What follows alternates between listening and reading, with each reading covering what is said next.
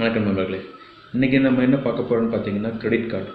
இந்த கிரெடிட் கார்டுனால நமக்கு ஏற்படுற அட்வான்டேஜஸ், டிஸ்அட்வான்டேஜஸ், அதோட டிப்ஸ் என்னங்கிறத உங்கள்கிட்ட ஷேர் பண்ணிக்கிறேன். உங்களுக்கு யூஸ்ஃபுல்லாக இருக்கும். ஸோ இந்த வீடியோவை கடைசி வரைக்கும் பாருங்கள். ஸோ இது பேங்க் ஆகட்டும், இல்லை ப்ரைவேட் கன்சர்ன் ஆகட்டும், எல்லாமே நமக்கு நம்மளுடைய செல்ஃப் எம்ப்ளாய்மெண்ட் ஆகட்டும், இல்லை சேலரி, அதாவது நம்மளுடைய இன்கம் பொறுத்து நமக்கு கொடுக்கக்கூடிய ஒரு கார்டு. அந்த கார்டை நம்ம ஸ்வைப் பண்ணி ஒரு பொருட்கள் வாங்கிக்கலாம், ஈவன் நம்ம பணமாக எடுத்துக்கலாம். இந்த மாதிரி நிறையா ஃபெசிலிட்டிஸ், பெனிஃபிட்ஸ்லாம் இதில் இருக்குது. இது ஒரு ப்ளஸ். இதோட அட்வான்டேஜஸ் அண்ட் டிஸ்அட்வான்டேஜஸ் பார்ப்போம். அட்வான்டேஜஸ் அப்படின்னு பார்த்தீங்கன்னா, நம்ம யாருக்காகவும் எதுக்காகவும் போய் நிற்க வேண்டியதில்லை. நமக்கு ஒரு பணம் வேணும் அப்படின்னா அது வட்டிக்கு வெளியே வாங்குறதை விட நம்ம இது ஒரு சின்ன ஒரு ப்ராசஸிங் ஃபீஸை போட்டுட்டு அதை அமௌண்ட் கேஷாக எடுத்துக்கலாம். இது ஒரு அட்வான்டேஜஸ். அப்புறம் நீங்கள் ஏதாவது பொருள் வாங்கணும் அப்படின்னா கையில் கேஷ் இல்லாட்டாலும் பரவாயில்ல, ஸ்வைப் பண்ணி எடுத்துக்கலாம். ஸோ இதெல்லாமே உங்களுக்கு கொண்டு கிரெடிட் கார்டுக்கு உண்டான அட்வான்டேஜஸ் தான். டிஸ்அட்வான்டேஜஸ் அப்படின்னா, இந்த கிரெடிட் கார்டை நீங்கள் யூஸ் பண்ணுற விதம் ஒன்று இருக்குது. கிரெடிட் கார்டு நீங்கள் கரெக்டாக யூஸ் பண்ணிட்டீங்கன்னா, கரெக்டாக யூஸ் பண்ணி இந்த பேமெண்ட் கரெக்டாக பண்ணிட்டீங்கன்னா ப்ராப்ளம் கிடையாது. இன்கேஸ் 1 மந்த் ஏதாவது விட்டுட்டிங்கன்னா ப்ராசஸிங் ஃபீஸ் போகும், எக்ஸ்ட்ரா ஈவன் நீங்கள் அதை எக்ஸிட் லிமிட் தாண்டி யூஸ் பண்ணிட்டீங்கன்னா எக்ஸிட் லிமிட் போகும். ஸோ இது உங்களுடைய பெரியான ப்ராப்ளமாக இருக்கும். ஏன் சொல்கிறேன்னா, அந்த கிரெடிட் கார்டுனாலே நிறையா பேர் பார்த்திங்கன்னா பேங்க்கில் பணம் கட்ட முடியாமல், திருப்பி கொடுக்க முடியாமல் அந்த ஃபீஸ் இந்த ஃபீஸ்னு போட்டு சின்னதாக ஸ்வைப் பண்ணி எடுத்துருப்பாங்க. பட் அதோட அவுட்புட் பார்த்திங்கன்னா பெரிய லெவலில் போய் பெருசாக நிற்கும். ஸோ கட்ட முடியாமல் அது கார்டு பிளாக் பண்ணி ஃபுல் அமௌண்ட் கட்டுங்கன்னு சொல்லிட்டு அங்கே வாங்கி இங்கே வாங்கி இந்த மாதிரி போட்டுறதுலேயே கிரெடிட் கார்டோட பெரிய பிரச்சனை. இன்னொன்று, நீங்கள் கிரெடிட் கார்டு யூஸ் பண்ண சில பேருக்கு தெரியுமா தெரியாதுன்னு தெரியல. கிரெடிட் கார்டு யூஸ் பண்ணும்போது அதுக்கு உங்களுக்கு கிரெடிட் கார்டு யூஸ் பண்ணும்போது அதை நீங்கள் சரியாக கட்டலைன்னா உங்கள் சிபில் ஸ்கோர் பாதிக்கும். சிபில் ஸ்கோர் அப்படின்னா என்ன அப்படின்னா, தெரிஞ்சவங்க, இந்த வீடியோ நான் சொல்கிறது எல்லாமே எல்லாத்துக்கும் தெரிஞ்சது தான். தெரிஞ்சவங்க கேட்டுக்கோங்க, தெரியாதவங்களுக்கு யூஸ்ஃபுல்லாக இருக்கும். சிபில் ஸ்கோர் அப்படிங்கிறது என்னென்னு பார்த்தீங்கன்னா, நம்மளுடைய பேங்க் டிரான்சாக்ஷன் எப்படி வச்சுருக்கிறோம், நம்ம எங்கேயாவது அவுட்ஸ்டாண்டிங் வச்சுருக்கோமா, அது கரெக்டாக கட்டிட்டோமா அப்படிங்கிறது சிபில் ரிப்போர்ட் பண்ணுவாங்க. இந்த பேங்க்கில் சிபில் ரிப்போர்ட் பண்ணும்போது நமக்கு அந்த கிரெடிட் ஸ்கோர் கொடுப்பாங்க. அந்த ஸ்கோர் வச்சு தான் உங்களுக்கு பர்சனல் லோன்ஸ், ஹோம் லோன், இந்த மாதிரி எல்லா லோனும் ப்ரொவைட் பண்ணுவாங்க.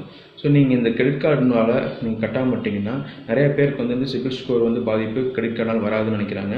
ஆனால் கிரெடிட் கார்டுனால தான் பெரிய சிபில் ஸ்கோர் உங்களுக்கு பாதிக்கப்படும். எப்படின்னு கேட்டிங்கன்னா, நிறைய பேர் இப்போ நீங்கள் ஒரு லிமிட் உங்களுக்கு ஒரு 30,000 இருக்குன்னு வச்சுக்கோங்களேன். நீங்கள் அதில் யூஸ் பண்ணிட்டீங்க, ஈவன் 35,000 யூஸ் பண்ணிட்டீங்க, எக்ஸிட் லிமிட், அது ஓவர் லிமிட் ஃபீ 0ன்னு போடுவாங்க. நீங்கள் அந்த 30,000 சம் பேங்க்ஸ் பார்த்தீங்கன்னா 3 ஆப்ஷன் கொடுத்துருப்பாங்க. நீங்கள் அந்த டேஷ்போர்டில் பார்த்தீங்கன்னா, ஒன்று டோட்டல் அவுட்ஸ்டாண்டிங் அமௌண்ட்டு, இன்னொன்று மினிமம் பேலன்ஸு, இன்னொன்று அதர்ஸ் அப்படின்னு கொடுத்துருப்பாங்க. டோட்டல் அவுட்ஸ்டாண்டிங் நீங்கள் கட்டிட்டீங்கன்னா பிரச்சனையே கிடையாது. உங்களுக்கு சிபில் ஸ்கோர் இதாகும். நீங்கள் பேங்க்கில் டிரான்சாக்ஷன் வச்சிங்கன்னா உங்களுக்கு கிரெடிட் லிமிட்டு ஜாஸ்தி பண்ணி கொடுப்பாங்க. நீங்கள் எந்த கார்டு வச்சுருக்கீங்களோ அந்த கிரெடிட் லிமிட் ஜாஸ்தி பண்ணி கொடுப்பாங்க. இது ஒரு பாயிண்ட்டு.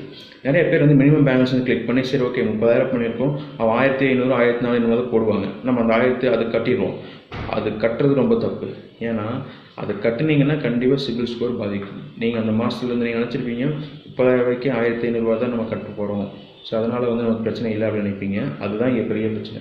நீங்கள் ஒரு 3 மாதம் 4 மாதம் பண்ண உங்கள் சிபில் ரேட் அப்படியே கம்மியாகிட்டே வரும். கம்மியாக நீங்கள் உங்களுக்கே தெரியாது. நீங்கள் அடுத்ததாக பேங்க் லோன்ஸ் அப்ரோச் பண்ணும்போது உங்களுக்கு அதை ப்ராப்ளம் ஆகும். இது நிறைய தெரியறதே இல்லை. ஸோ அது பண்ணாதீங்க. மேக்ஸிமம் அதர்ஸில் போயிட்டு பண்ணுங்கள், சரிங்களா? இல்லைன்னா அதர்ஸுங்களுக்கு போனாலுமே சம்டைம்ஸ் இதாகும். ஏன்னா எல்லாம் நீங்கள் பார்ட் பேமெண்ட்டை விட கம்மியாக கட்டிட்டிங்கனாலும் அதில் பண்ணலாம். எவ்வளோ அவுட்ஸ்டாண்டிங் கிளியர் பண்ண முடியுமோ கிளியர் பண்ணுங்கள். இன்னொன்று, கிரெடிட் கார்டை ஃபுல்லாகவே யூஸ் பண்ணாதீங்க. உங்களுக்கு மந்த்லி இன்கம் உங்கள் கிரெடிட் லிமிட்டுக்கு மேலே போச்சுன்னா நீங்கள் ஃபுல்லாக யூஸ் பண்ணுறதுல எந்த தப்பும் கிடையாது. ஏன்னா உங்களுக்கு சேலரி வந்துச்சுன்னா நீங்கள் அதை போட்டு இது பண்ணிவிட்டு அதிலேருந்து எடுத்துக்கலாம். ஆனால் கம்மியான சேலரி இருக்குது, கிரெடிட் லிமிட் ஜாஸ்தி இருக்குன்னா தயவு செய்து சொல்கிறேன், நீங்கள் அந்த கார்டை கரெக்டாக யூஸ் பண்ணுங்கள். இன்னும் சில பேர் 20,000 25,000 வாங்கிட்டு 5 கார்டில் யூஸ் பண்ணுறாங்க. ஆனால் ப்ராப்பராக யூஸ் பண்ணுவாங்க. எப்படின்னா ஸ்வைப் பண்ணிவிட்டு இந்த கார்டில் இருக்கிற இடத்து அந்த கார்டில் கட்டுவாங்க, அந்த கார்டில் இந்த கார்டில் கட்டுவாங்க. ஸோ இந்த மாதிரி ஒரு பேலன்சிங் நமக்கு மைண்ட் செட் இருந்துச்சுன்னா பிரச்சனை கிடையாது. ஆனால் இங்கே இப்படி யாருக்கும் அந்த மாதிரி கிடையாது. ஏன்னா கிரெடிட் கார்டு நம்ம அங்கே போகிறோன்னா ஒரு 10,000 ஸ்வைப் பண்ணுறோன்னா அந்த இடத்துல 15,000 20,000 ஸ்வைப் பண்ணிக்குவோம். இது ஒரு மனித குணம் தான். ஏன்னா கையில் கார்டு இருக்குது, சரி ஸ்வைப் பண்ணலாம். எப்படின்னா இந்த ரிப்போர்ட் வந்ததுலேருந்து ஸ்டேட்மெண்ட் வந்ததுலேருந்து 15 நாள் கழிச்சு தானே, அப்போ பார்த்தீங்கன்னா இப்போ 45 நாள் கணக்கு இருக்குது. ஸோ இந்த ஒரு மைண்ட் செட்டில் போயிடுவாங்க. அந்த டைம் கட்டும்போது தான்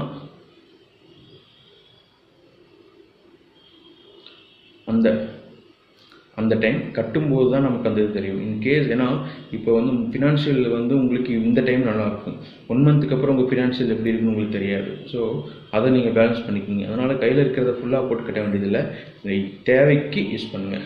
இங்கே தேவைன்னா இப்போ குழந்தை இருக்குன்னா குழந்தைகளோட எக்ஸாம் எஜுகேஷன் இருக்குது, இல்லை மெடிக்கல் இருக்குது, இல்லை ஏதாவது வெட்டிங்கு, இல்லை வந்து ஹோம் ரெனோவேஷனு, இல்லை ஒர்க் ரெனோவேஷன், இந்த மாதிரியான முக்கியமான விஷயத்துக்கு யூஸ் பண்ணுங்கள். உங்களுக்கு தேவை இருக்கிற பொருளையே நீங்கள் போய் வாங்கணும் அப்படிங்கிறதுக்காக செல்ஃபோன் வச்சுருக்கீங்க, செல்ஃபோனு லேப்டாப் இருந்தாலுமே இல்லை இந்த லேப்டாப் வாங்குறேன் அப்படின்னு சொல்லி வாங்குறது வந்து நமக்கு எப்படின்னா இப்போ ஈஸியாக இருக்கும், இப்போ நமக்கு இதாக இருக்கும், ஃப்யூச்சரில் வந்து நீ கட்டும்போது இதாகும். ஏன் சொல்கிறேன்னா கிரெடிட் கார்டை பற்றி டாபிக் ஏன் சொல்கிறேன்னா இங்கே மோஸ்ட்லி எல்லாத்துக்கும் ப்ராப்ளம் வருது இந்த கிரெடிட் கார்டுனால தான்.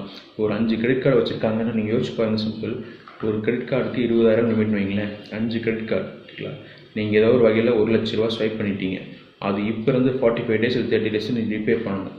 ரீபே பண்ணுறதுக்கு உங்கள் சேலரி பார்த்தீங்கன்னா எல்லாருக்குமே பார்த்தீங்கன்னா மேக்ஸிமம் 30-40க்குள்ளே இருக்குது. இல்லை 50க்கு மேலே 1 lakh வந்ததுன்னா பிரச்சனை கிடையாது. பட் இங்கே இருக்கிற இந்த நம்ம ஒர்க் பண்ணுற ஷெடியூல் பார்த்தீங்கன்னா 50,000 கீழே தான் எல்லாத்தோட சேலரியும் வரும் மேக்ஸிமம். ஏன்னா மிடில் கிளாஸ் பீப்புள் வந்து இதில் தான் சஃபர் ஆவாங்க. 50,000 கீழே வரும்போது நீங்கள் 1 lakh ஸ்வைப் பண்ணியிருப்பீங்க, 50,000 கட்டிடுவீங்க. மீது 50,000 எப்படி கட்டுவீங்க? உங்களுடைய ரூட்டீன் ஒர்க்கு, இஎம்ஐ, ரெண்ட்டு, மற்ற ஃபினான்ஷியல், மற்ற உங்களோட கமிட்மெண்ட்ஸ் எப்படி ஃபுல்ஃபில் பண்ணுவீங்க. ஸோ இதுதான் விஷயம். இது ஏன் இப்படி சொல்கிறேன்னா ஒரு ஜஸ்ட் அவேர்னஸ் கேட்கலாம். பட் இதில் நிறைய அட்வான்டேஜஸ் இருக்குது. அட்வான்டேஜஸ் என்னென்னா பேங்க் நீங்கள் யூஸ் பண்ணுறதை பொறுத்து உங்கள் கிரெடிட் லிமிட் அதிகப்படுத்துவாங்க. இன்னொன்று உங்களுடைய கரெக்டாக யூஸ் பண்ணிங்கன்னா கிரெடிட் ஸ்கோர் அதிகமாகும். நீங்கள் எங்கே லோன் போனாலுமே ஈஸியாக உங்களுக்கு கிடைக்கும். ஏன்னால் நீங்கள் மற்ற கிரெடிட் கார்டு வச்சுருக்கீங்கனாலே ஸ்டேட்மெண்ட்டு பார்த்தாலே உங்களுக்கு இது பண்ணுவாங்க. அந்த பேங்க்கே உங்களுக்கு கிரெடிட் லிமிட் இன்க்ரீஸ் பண்ணி கொடுப்பாங்க. இதெல்லாமே இருக்கும். நீங்கள் அவங்க இதில் பேங்க் லோன் போனீங்கன்னா ஈஸியாக கிடைக்கும். இதெல்லாமே ப்ராப்பராக யூஸ் பண்ணால் மட்டுமே. இதுதான் ப்ராப்பராக யூஸ் பண்ணலைன்னா பாதிக்கப்படுவீங்க. நீங்கள் ஸ்டார்டிங்க்கு ஒரு 500 ரூபா ஓவர் லிமிட் ஃபீ வருதுன்னா 12 மாதம் போட்டிங்கனாலே 6,000 ரூபா ஆயிடுச்சு, சரிங்களா.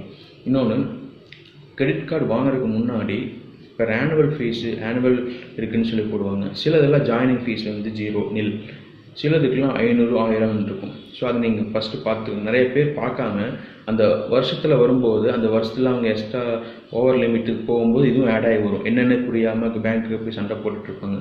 ஃபஸ்ட்டு நீங்கள் கிரெடிட் கார்டு வாங்குறதுக்கு முன்னாடி என்னென்ன பெனிஃபிட்ஸ் இருக்குது, ஃபீச்சர்ஸ் இருக்குது, இதை என்ன எப்படி யூஸ் பண்ணலாம், எங்கே யூஸ் பண்ணி என்ன பர்சன்டேஜ் நமக்கு கிடைக்கும், இதெல்லாம் கிளியராக தெரிஞ்சு வச்சுக்கோங்க. இன்னொன்று, மல்டிபிள் கார்ட்ஸு தயவுசெய்து வாங்காதீங்க. நீங்கள் உங்களுக்கு வந்து பணம் இல்லை வேணும் அப்படிங்கிற பட்சம்லாம் கூட நீங்கள் கார்டு யூஸ் பண்ணி வாங்குறது வந்து வேணாம். ஏன்னா மல்டிபிள் கார்டு வந்தால் ப்ராப்ளம்.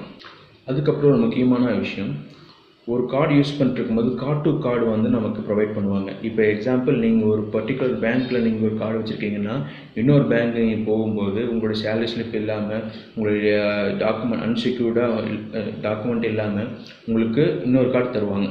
அந்த கார்டு இந்த லிமிட்டோட அதிகமாகவும் கிடைக்கும்.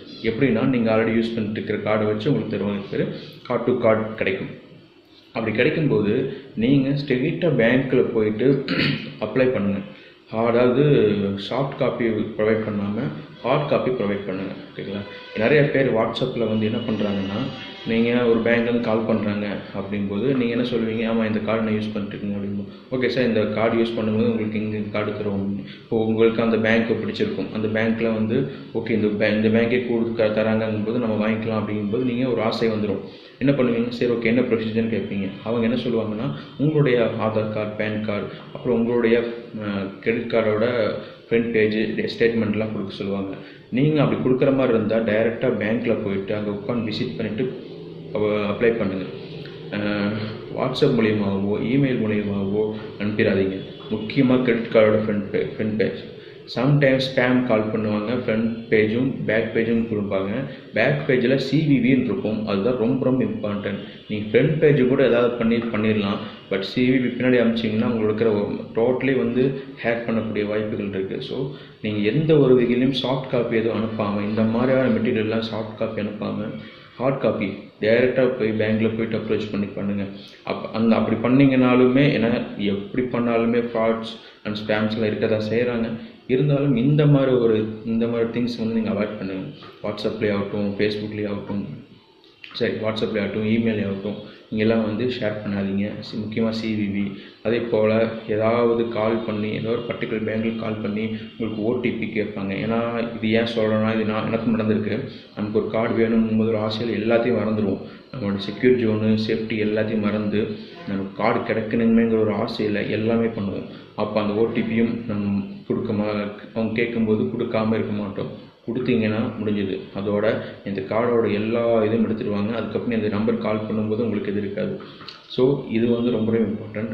உங்களுடைய பர்சனல் இன்ஃபர்மேஷனை எந்த ஒரு வகையிலையும் ஷேர் பண்ணிக்காதீங்க. ஈவன் அதே போல் ஃபோனில் சொல்லவும் சொல்லாதீங்க.